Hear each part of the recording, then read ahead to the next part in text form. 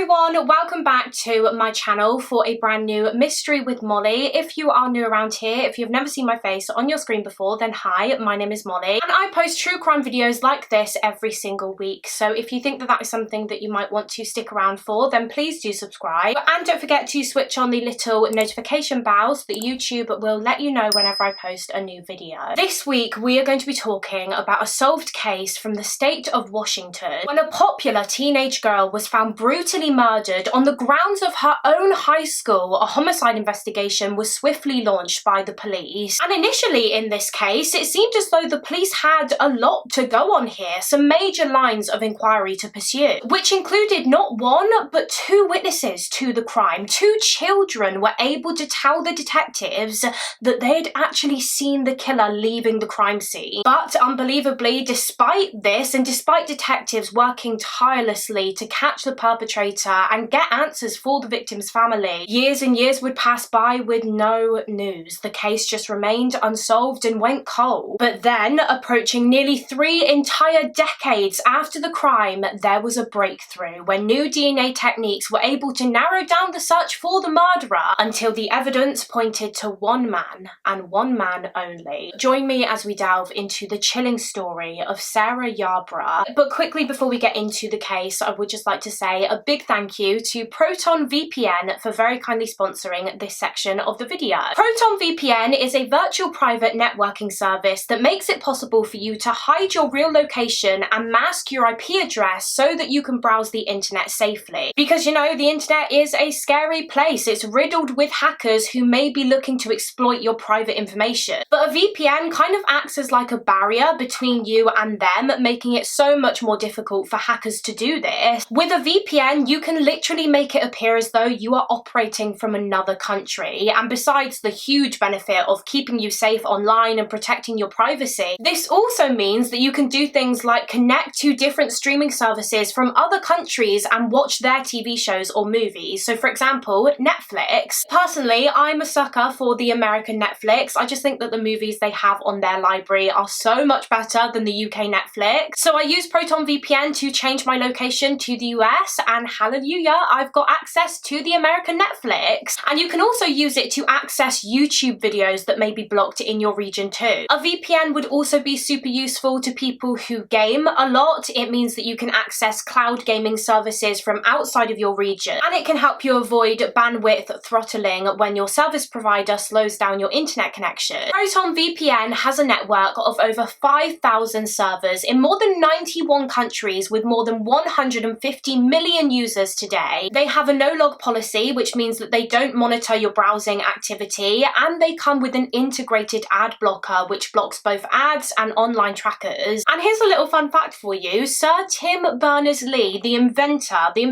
of the World Wide Web, is actually on Proton VPN's board of directors. Don't know why I felt the need to mention that, but I thought it was really interesting. So if you would like to check out Proton VPN, then right now is the time to do it, because if you go to protonvpn.com/MollyW, you will be able to get an incredible 64% off of your subscription, and this is a limited time offer, so be quick. The link to receive that offer will also be at the top line of the description box, as well as in the pinned comment down below. Thank you so much once again to Proton VPN for sponsoring this video and supporting the channel. Thank you to all of you guys watching for always showing your support to the sponsors that we work with on this channel. And now let's just get into the case. But just before we continue, please listen carefully to the following. This video contains heavy themes such as rape and sexual assault. Viewer discretion is advised. So for this week's case, we are going back almost 34 years now to late 1991 in Federal Way, which is a city located in King County in the state of Washington in the US. And this is Sarah Yarborough. She was a 16-year-old girl who lived in Federal Way with her family. Sarah was born on the 12th of June 1975. We actually share a birthday. My birthday is also the 12th of June. She was born to parents Tom and Laura Yarborough, and she was one of 3 children, the oldest of 3 children. She had 2 younger brothers named Mika and Andrew, and they were a couple of years younger than Sarah. Mika was 14 and Andrew was 11, and it would appear as though the Yarborough family were a happy family of 5. As far as I'm aware, Sarah had a normal, loving childhood, with her mother Laura describing Sarah as being, quote, the delight of my life. life. She also said of Sarah, she made those of us around her better. She was a person who built bridges and brought people together, but in her own quiet way. By the time this case took place, Sarah was a junior in high school. She attended the federal high school and she was a member of the drill team. She absolutely loved to dance. And Sarah was described by those that knew her as being a very imaginative and talented and creative young girl. She loved art and art museums. She loved to read. According to one article, she absolutely loved reading anything from Jane Austen and Emily Dickinson. Sarah always did really well in school. She was an honours student and a soprano in the school choir, I believe. And she always had a lot of friends in school. She had a big friend group and her friends described Sarah as being such a genuinely kind person. She was always there for her friends. She would help them with like their homework and she would always wait for a friend if they were running a bit late or something. And she just always had this big smile on her face all the time. She was also described as being a very fiery and feisty young girl, which made her friends laugh because it was almost like she had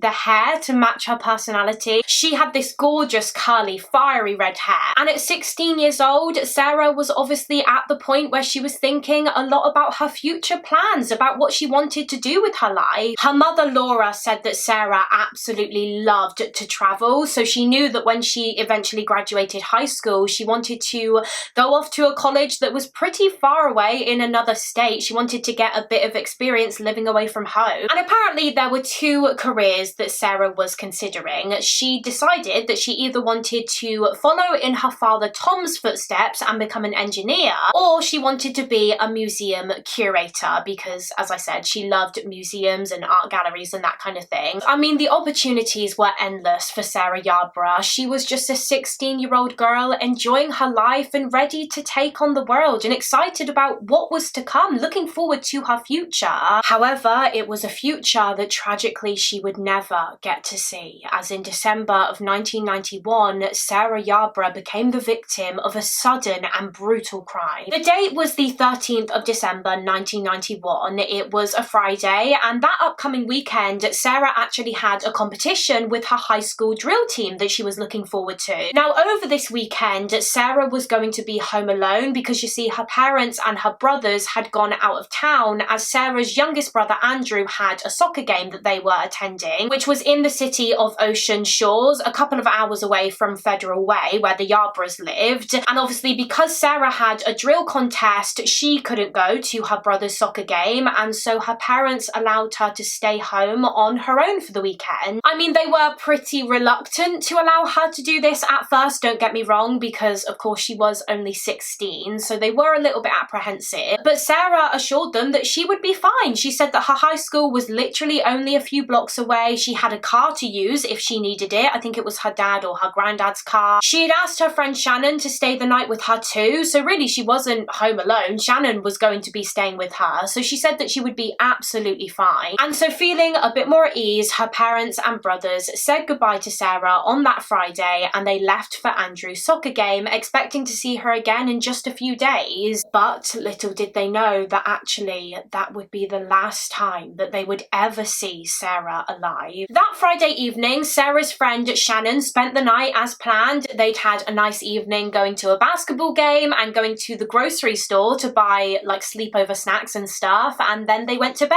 However, the next morning, so the morning of the 14th of December, Sarah actually woke up feeling a little bit panicky and flustered because she was due to be at her high school that morning for a drill team practice, because obviously they had a competition that weekend, and Sarah woke up late and was running a little bit late. So she quickly got dressed into her drill team uniform. She said goodbye to Shannon and left the house. She got in her car and immediately drove to Federal High School, and she even still had her hair curlers in her hair because she didn't feel like she even had enough time to take them out before leaving the house. However, ironically, by the time she got to the parking lot of her high school, she actually realised that she wasn't late. In fact, she was early for drill team practice. According to one source, Sarah arrived at the school just after 8 AM and the drill team practice wasn't due to start until around like 9.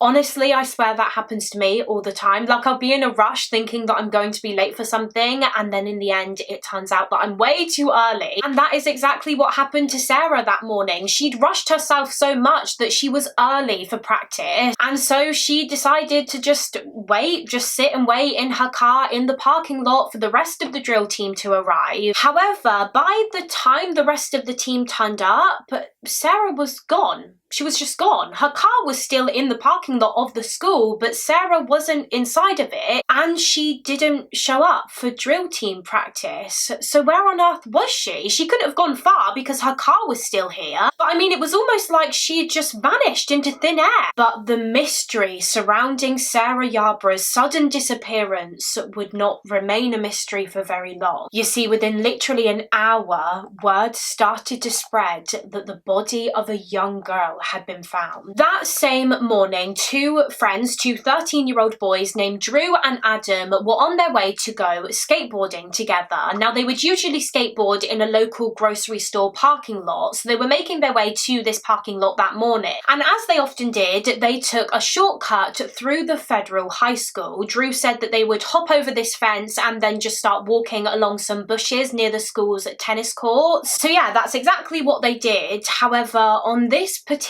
morning, as Drew and Adam were walking along the school grounds, smashing some icy puddles, they were startled as all of a sudden they saw this older man just stand up in the bushes by the school. The man didn't say anything to the boys, he just stood up, and the boys could only really see his face because the bushes came up to about his head, I think. He stared at the boys for a few seconds, and then calmly as ever, he just walked out of the bushes and started walking away from the school. Drew said that he and Adam didn't really think much of this encounter initially. I mean, they did think that it was really strange and creepy that this guy was just in the bushes, but they just assumed that he had been like smoking weed in there or something like that. Or at least that was until they went towards that spot in the bushes where the strange man emerged from and stumbled upon a terrifying scene. There in the bushes, Drew and Adam discovered the body of a young girl, and she was dead. So of course, extremely panicked, Drew and Adam immediately ran back to Drew's house. They told his mum and dad what had just happened, and so his parents got in their car straight away and told the boys to take them to the area where this girl was, just to make sure that Drew and Adam were not mistaken. And of course, they weren't. When Drew's parents arrived, they too observed this girl's body lying in the bushes, and she was already gone. There was nothing that anyone could have done to save her, and so quickly the police were called to the scene. When police arrived at the scene, they observed this young girl lying in the grass. Her eyes were still open, her mouth was open, perhaps from where she had tried to scream. She was found partially clothed. Some of her clothing had been removed and was actually found in the grass next to her body. And in fact, when police took a closer look at this clothing, they discovered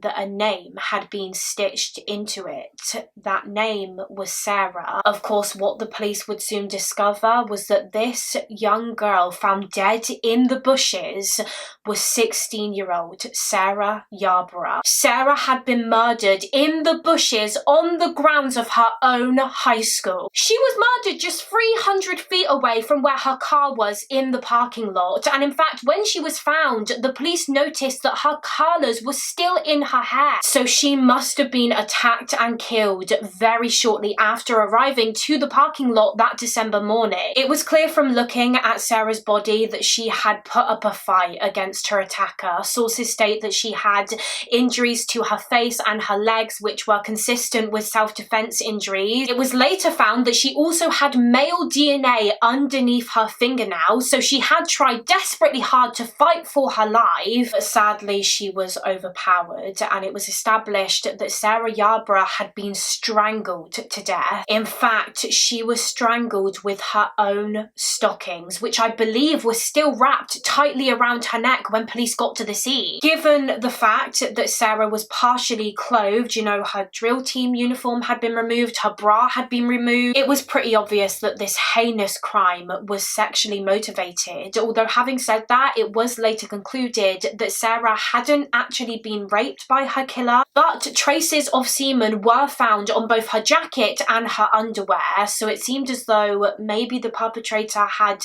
masturbated over her body or something, either before or after she was killed. I mean, we know that Sarah put up one hell of a fight, so maybe they were trying to rape her, but because she was struggling with them so much, they just proceeded to strangle her to death. And like I said, they then masturbated over her body. But how did Sarah even get here in the first place? As I mentioned, these bushes were about 300 feet away from her car, and the last we know about her movements from that morning was that she was waiting in her car in the parking lot for the rest of the drill team to arrive at the school because she'd gotten there early. So how did her killer get her to these bushes? The police obviously wanted to take a closer look inside of and around her car to figure this out because her car was still in the parking lot. And surprisingly, her car looked pretty normal. Her handbag and her sports bag was still in the front seat. Her orange juice drink was in the front seat. It didn't look like anything had been disturbed, really. Like, the drink hadn't been knocked over. They didn't find any traces of blood or anything, so it didn't appear as though any kind of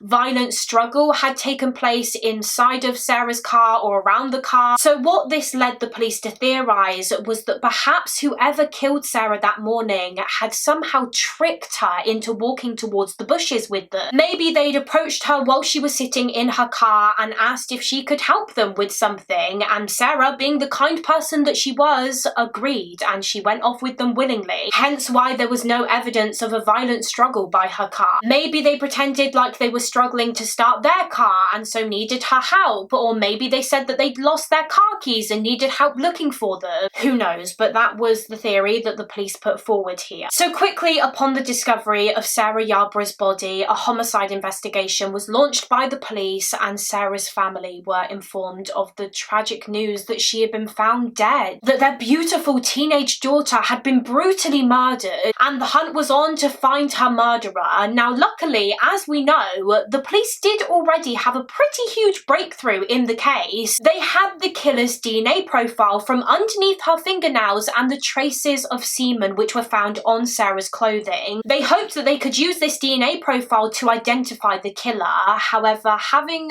said that, what you've got to remember is that this was 1991 and DNA and forensic science was still relatively new back then and therefore not very developed. And also this was a time before the CODIS database. CODIS wasn't introduced as a national database until several years later in the late 90s, I believe. So whilst having the killer's DNA profile was great evidence, I think the police knew that at this point in time it might not be the key to catching the killer. Not yet, anyway. They would have to explore other lines of inquiry and other avenues to try and identify the perpetrator. The main one being actually those two 13-year-old boys who actually found Sarah's body that morning, Drew and Adam, because they seemed to be the only witnesses, and not only did they find Sarah, but they also saw her killer. As we know, they saw a strange man emerging from the bushes in the exact spot where Sarah's body was left and then walking away from the scene. So this was huge. Not just one, but two people had seen the murderer's face. So I can imagine for the police, this probably felt like a massive head start in the investigation. So obviously the police spoke at length with Drew and Adam, trying to get as much information out of them as possible in regards to what they could remember about the killer's appearance. They described him as being a white male in his 20s, around 6 foot tall, medium build, and with blondish coloured hair, which was quite long for a man. It came down to about his shoulders. And with Drew and Adam's help, 2 sketches of the suspect were created and subsequently released to the public. And as a result of these sketches and just Sarah's case in general receiving so much attention, literally thousands of tips and leads came into the police regarding who the killer might have been. But tragically, as it would turn out, the majority of these tips would just result in dead ends. And as you can imagine, the pressure that Drew and Adam felt in the beginning of the investigation was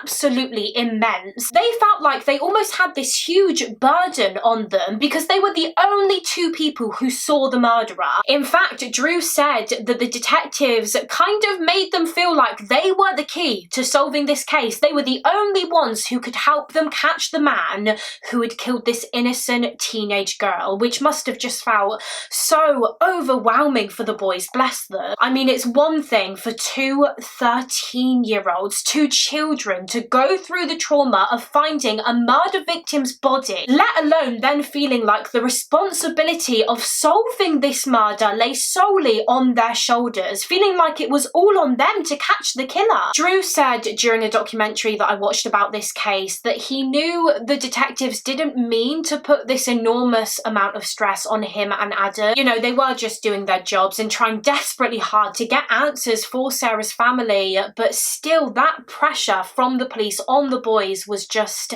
it was a lot for them, as you can imagine. It would be a lot for anyone to deal with, let alone two children. But like we discussed, the boys assisted the police with creating the two composite sketches. They were released to the public, and the police began sifting through the countless tips and leads, but unfortunately it was just dead end after dead end. I think right in the beginning of the investigation, everyone in the community felt quite confident that the case would be solved relatively quickly, because if you think about it, the police had a good amount to go on initially. They had witnesses, Drew and Adam, they had the killer's DNA, they had thousands of leads, so people assumed that it was only a matter of time before the perpetrator was caught and brought to justice. They were just waiting for the news of an arrest in Sarah's case having been made, but the days passed by and that news never seemed to come. And soon days turned into weeks, weeks turned into months, and months turned into years. Years started to pass and there was just nothing. The police had no idea who had committed this horrific crime. And of course, with Sarah's passing came not only a huge amount of grief in the community, but also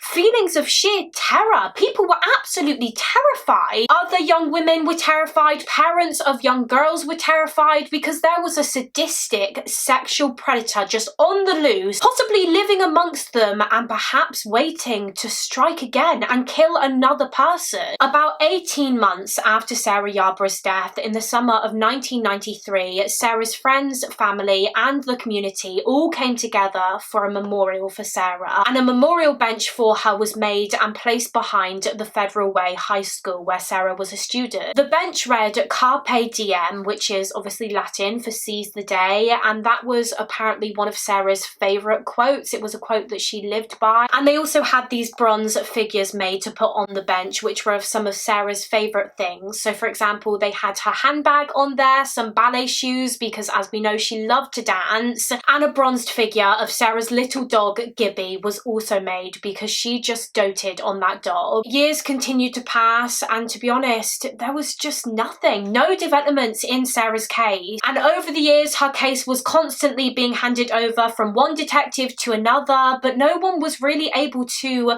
I guess, progress it in any way and get any closer to catching the perpetrator. About a decade after Sarah's murder in the early 2000s, the detectives did decide to enter the killer's DNA profile into CODIS, which I believe was introduced by the FBI just a couple of years earlier, around 1998. Of course, in the hopes that a match would pop up, but tragically that didn't happen. No match flagged up. So clearly the perpetrator's DNA wasn't on there, meaning that once again, the case just went cold. Again, the case stood at a bit of a standstill. Years passed by with no developments and no news for the family. But then came 2011. 2011 was obviously the 20-year anniversary of Sarah Yarborough's death. 2 decades had passed, and it was in 2011 when forensic scientist and genetic genealogist Colleen Fitzpatrick became involved in Sarah's case. And Colleen is someone that we have spoken about before on this channel. She is one of the incredibly intelligent people that kind of came up with the forensic method of genetic genealogy, which is of course all about identifying possible relatives and putting together a family tree using a DNA profile, a family tree of that person's DNA. So upon learning about this new technique called genetic genealogy, the detectives working on the Sarah Yarborough investigation in 2011 wondered if it may be of use in solving her case, and so they reached out to Colleen Fitzpatrick and asked for her help in searching for potential family members of Sarah's killer in public DNA databases. And Colleen agreed to help and she began searching for relatives of Sarah's killer, and this did result in a big breakthrough in the case because you see, Colleen was able to tell the detectives that Sarah's killer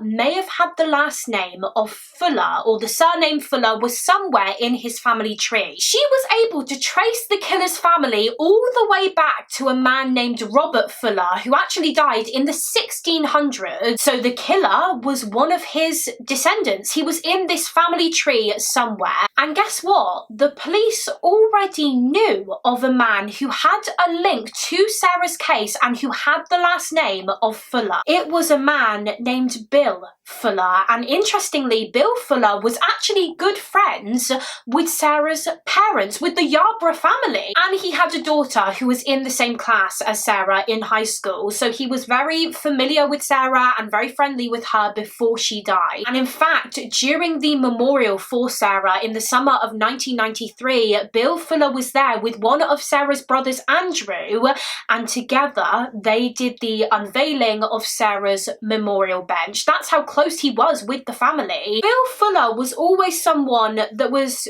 just there, always on the scene in regards to Sarah and her case. I'm not quite sure if that's the right way to phrase that, but it's not like he was someone who had no connection to Sarah at all. He very much had a link to the Yarborough family, and he always seemed just as devastated as everyone else in the community over the tragic murder of Sarah. But now, 2 decades later, genetic genealogy has indicated that the surname Fuller is in the killer's family tree. So does that mean that Bill Fuller could have been the perpetrator? Was Sarah's murderer right in front of the detectives this entire time? Well, Sarah's family didn't believe so. As I said, Bill was very good friends with her parents Tom and Laura, and they never believed that Bill was the killer. In their eyes, he was not someone who was capable of committing such a heinous crime. But in addition to that, when the police kind of thought more about it, they realised that Bill just didn't fit the profile of the killer. For starters, Bill Fuller was in his late 40s at the time of Sarah's murder, and we know from the two 13-year-old boys, Drew and Adam, that Sarah's murderer was a lot younger than that. He was in his 20s. The boys also described the killer as being tall, whereas Bill was quite a short man. They said that he had long blonde hair,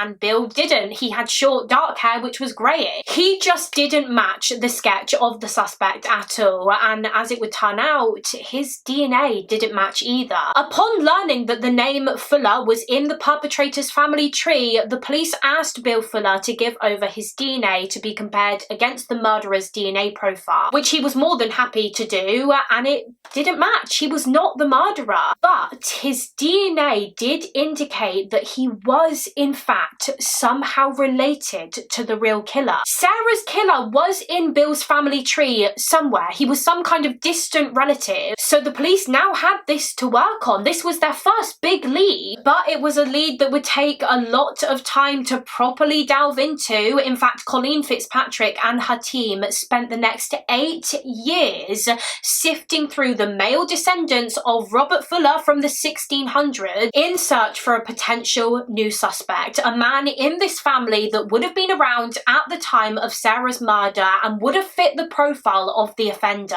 And like I said, it would take a long time to do this, but finally in September of 2019 there was a huge development as Colleen and her team identified not one but 2 new suspects for the police, 2 men in this family that may have been Sarah Yarborough's killer. They were actually 2 brothers, and their names were Edward and Patrick Nicholas, and they were distant paternal cousins of Bill Fuller, but they obviously didn't share his surname. And guess what the police discovered upon looking further into these 2 brothers?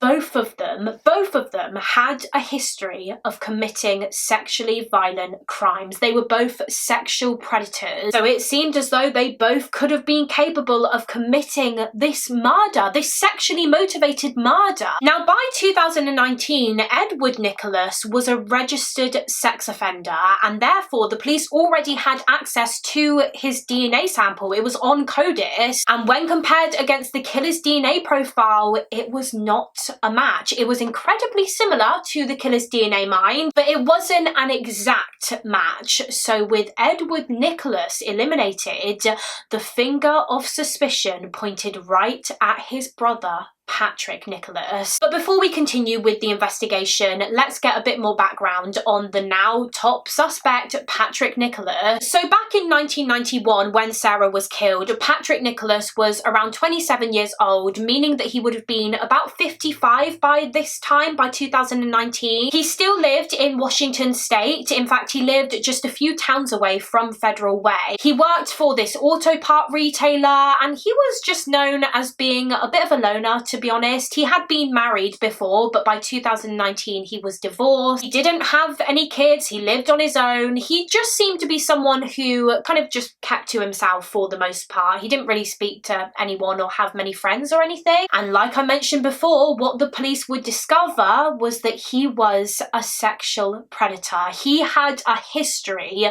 of committing sexual assaults dating all the way back to when he was just a teenager. When he was a juvenile, he was arrested for the rape of 2 different women and the attempted rape of another woman, which he was convicted of and sent to prison for. However, literally just a couple of months after he was let out of prison at 19 years old, he set out to commit yet another sexual assault. Just 8 years before Sarah Yarborough was murdered, in June of 1983, a 21-year-old woman named Anne Croney was sitting on the hood of her car next to the Columbia River in the Richland area of Washington. I think she was just sitting on the hood of her car, relaxing, maybe sunbathing, just minding her own business, when all of a sudden this man, this stranger, walked up to her. This stranger was 19-year-old Patrick Nicholas. Nicholas approached Anne and just struck up a conversation with her. He started talking to Anne. He introduced himself as Pat Nicholas. He told Anne that he'd only recently moved to the area, and I think they were just chatting about rather mundane things to start with, like the river. And Anne asked Pat if he had ever been water skiing on the river before, to which he replied no. He said that he wouldn't have been able to because he couldn't actually swim. And Anne didn't really think much of this encounter at first. She actually thought that initially this Pat Nicholas seemed really nice and friendly. But this nice and friendly demeanour soon changed, as after a couple of minutes, Anne started noticing this shift in Patrick Nicholas. So for example, she noticed that his voice suddenly became very shaky when he was speaking to her, as if he was very on edge and nervous about something. And so naturally, this made Anne feel very uncomfortable, and so she said to Nicholas that she had to go, she needed to leave. So she got off the hood of her car and I think went to go and get inside of her car to drive off, but before she could, Nicholas pulled out a knife and he immediately pushed it against Anne's throat. And of course, Anne froze. He then proceeded to threaten Anne at knife point, and he ordered her to strip, to take off all of her clothing. And so she did as he said, and once Anne had removed her underwear, Nicholas forced it into her mouth to act as a gag so that she wouldn't be able to scream. He then made Anne walk with him down to the riverbank where clearly he intended to rape her. However, Anne saw this as her opportunity to escape, because remember, Nicholas had told Anne that he couldn't swim in their initial conversation. So Anne thought, if I just dive into the river right now and start swimming as fast as I can, I might be able to get away with my life because he can't swim after me. And so she did just that. Once they'd walked about halfway down to the riverbank, Anne just ran, dove into the water and swam for her life. And she swam to the nearby dock where members of the public were able to help her and call the police, and Patrick Nicholas was arrested. And actually, following his arrest, he said to the police, quote, "I realised that I have a problem concerning raping girls." Patrick Nicholas was ultimately charged with the attempted rape of Anne Croney, which he pleaded guilty to, and his sentence for this crime was 10 years in prison. However, unbelievably, he served just 3.5 years of this 10-year sentence before he was let out. They just let this dangerous sexual predator who had committed at least 4 sex crimes so far in his life out on the streets after serving just a couple of years in prison, meaning that he was free when Sarah Yarborough was killed in 1991.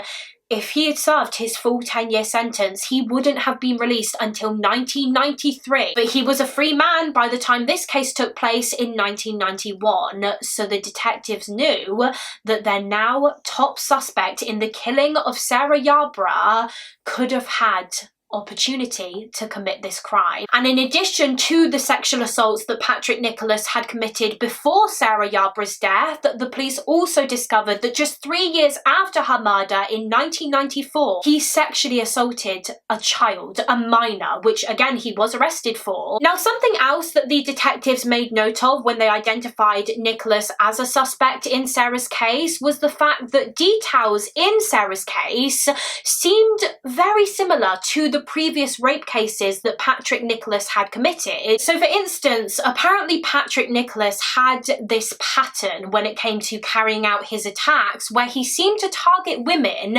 whilst they were either inside of or next to their cars when they were alone. He would walk up to them, start chatting to them, he would appear talkative and friendly at first, and then out of nowhere he would threaten them with a knife and force them to walk off with him, where he would assault them or attempt to sexually assault them. So police began wondering, is that what happened in Sarah's case? We know that her body was obviously found in those bushes just 300 feet away from her car in the parking lot, and we know that she was waiting in her car on the morning of her murder for the rest of the drill team to arrive for practice. So if Patrick Nicholas was the killer, is that what happened to her? Did he approach Sarah while she was sat in her car and start talking to her before threatening her with a weapon and ordering her to walk to those bushes where he murdered her? That would make sense as to why there were no signs of a struggle by Sarah's car. If she was being threatened with a knife, she most likely wouldn't have struggled. She would have just gone with him without making a fuss out of fear. A further connection between Patrick Nicholas and the case of Sarah Yarborough was that back in 1991, around the time that Sarah was killed, the police discovered that Nicholas would take a specific bus route, I think most days. I'm not sure where he would go on this bus, whether he would go to work or something, but he would take this specific bus route, and this route would drive right past Federal Way High School, the school that Sarah attended and obviously where she was found dead. She was found murdered on the school grounds, so that was evidence that he was familiar with the area. And you can't deny that when you take a look at a picture of Patrick Nicholas from the 90s, around the time of Sarah's murder, when he was in his 20s, he does look a hell of a lot like the composite sketch that was created alongside Drew and Adam. The sketch of the man that they saw walking out of the bushes where Sarah's body was found. So the police were feeling confident that Patrick Nicholas was their guy. He was the killer that they had been looking for approaching nearly 3 decades now. But of course, what they needed to 100% confirm this was a DNA match. They needed his DNA. Now you may be wondering, if Patrick Nicholas had been convicted of rape and attempted rape and he'd been to prison,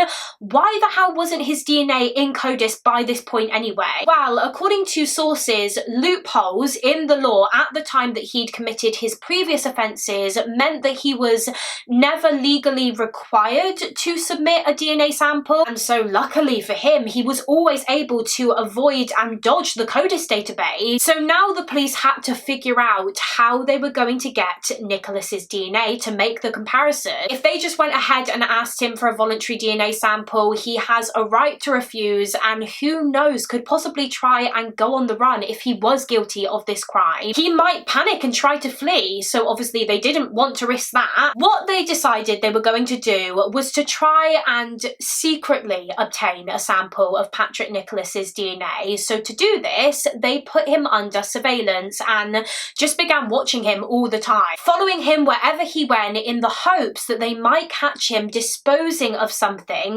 that could have his DNA on. So for example, a cup that he had drunk out of, or some cutlery that he had used, etc. And one day in September of 2019, the surveillance team followed Patrick Nicholas to a laundromat where he was obviously doing his laundry. And at one point he stepped outside to smoke a cigarette, and they watched as Patrick Nicholas threw the cigarette butt onto the ground.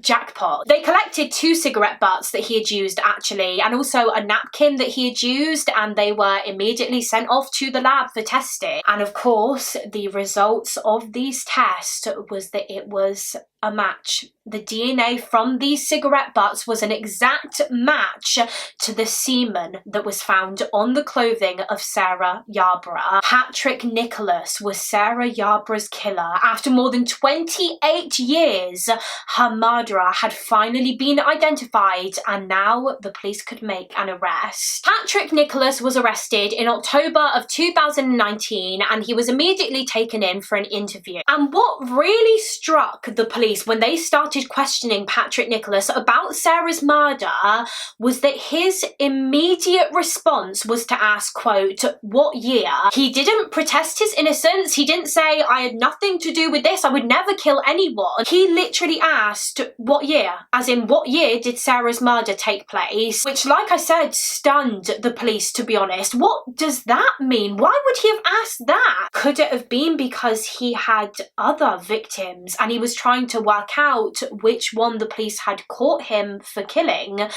Who knows? It was just really, really strange. They carried on with the interview anyhow and tried to ask him questions about the murder of Sarah. However, he quickly asked for a lawyer and refused to answer any questions. But regardless, he was charged with the crime, and when it came to his court proceedings, he chose to plead not guilty, meaning that a trial date had to be set. Patrick Nicholas's trial for Sarah's murder didn't actually begin until just last year in early 2023. The prosecution obviously presented the jury with all of the evidence that they had gathered against Patrick Nicholas, which not only included the DNA match, but also evidence that the police found in his home after his arrest. Now, his home was a complete and utter mess, to be honest with you. There was just clutter absolutely everywhere. And when the police kind of sifted through it, they found a lot of pornography that Patrick Nicholas had collected. They found this picture that he had ripped out of a magazine and kept, and it was of a young girl in a cheerleading outfit, which stood out to the police because, as we know,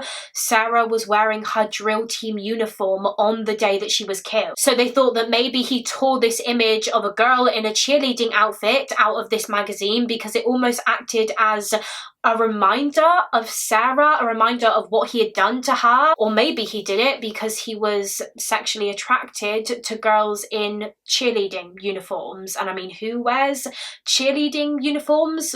Teenage girls, children. In addition to that, what the police also discovered in his home was a newspaper which dated all the way back to 1994, so just 3 years after Sarah's murder. And on the front page of this newspaper was an article about Sarah's murder, which he'd kept all these years. Why? Was this like a trophy for him? He was arrogant about the fact that he'd gotten away with murder, and again, this newspaper almost acted as a reminder of that. Or maybe he was just constantly trying to keep up to date with any news in Sarah's case, wanting to work out whether the police were close to catching him or not. Now, the defence's strategy during the trial was to essentially question how accurate the use of genetic genealogy actually was in this case. They argued that, you know, when Colleen Fitzpatrick used it to trace the killer's family tree, it was a new science, it hadn't been tested enough, and therefore there was a possibility that it may have incorrectly identified the perpetrator as being Patrick Nicholas. But I mean, the prosecution kind of just came back at this and said, well then how do you explain the fact that when Patrick Nicholas's DNA was taken from the cigarette butt, it was found to be an exact match to the semen on Sarah's clothing? You know, you can say that the genetic genealogy technique may have been inaccurate, but that was just used to identify Patrick Nicholas as a potential suspect. It was the DNA from the cigarette butt that confirmed he was the killer, and the defense can't really argue with that, can they? In fact, it was established by scientists that the odds of the DNA found on Sarah's clothing belonging to anyone other than Patrick Nicholas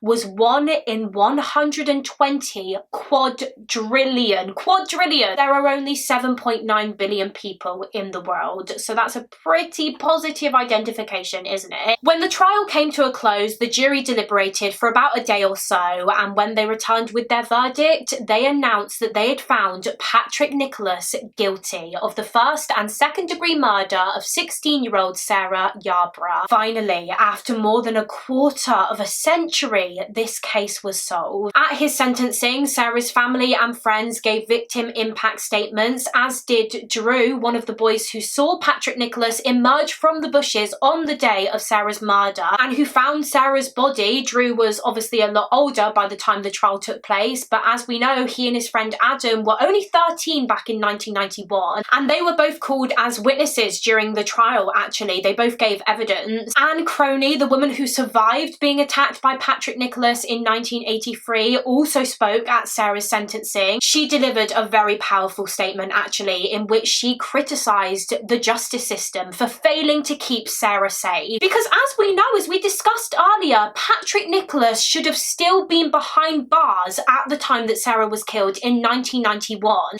He was sentenced to 10 years in prison for the attempted rape of Anne. However, he was let out after just 3.5 years. And if he had served his full sentence, Sarah would still be alive today. Anne said in her statement, "We rely on a system of justice that is designed to protect us from predators like Nicholas, and this system failed me, it failed Sarah, it failed her family, friends, and countless others. I asked the court to please not make the same mistake." During the sentencing hearing, the judge, Justice Josephine Wiggs, also gave a very powerful statement, and I have a quote from it here. She said, "It's so cruel that someone who was so young, so generous with her spirit, and so concerned with the safety of others would be the victim of such predatory, depraved conduct. When I think about this poor child and what she experienced fighting for her life, it's just so disturbing." Justice Wiggs ultimately sentenced Patrick Nicholas to more than 45 years in prison, so it was more than likely that he will die behind bars. And of course, prison is where he remains today. Finally, Sarah had gotten the justice that she deserved, and her loved ones had gotten that closure. But it's just awful that it took so long. Awful that it took nearly 3 decades